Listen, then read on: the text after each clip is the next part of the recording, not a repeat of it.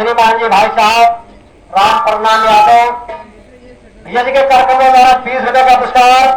दूसरा पुरस्कार श्रीमान जी भाई साहब भैया।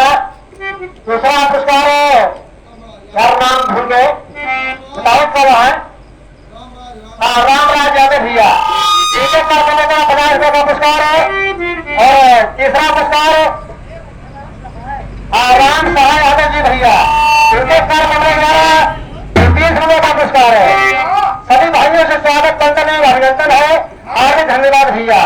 माँ जी है भक्तजन का अरमान पूर्ण करे, लेकिन हो रहा है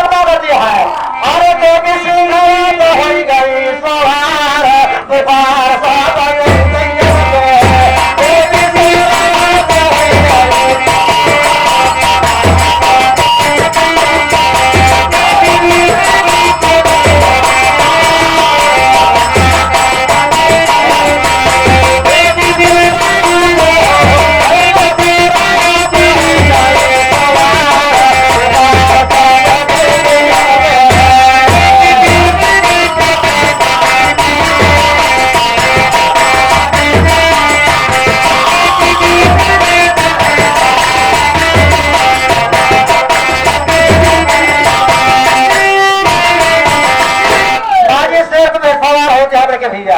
फिर तो सवाल चंद का है, मास्टर है हमारे गीत का है। फिर एक गीत है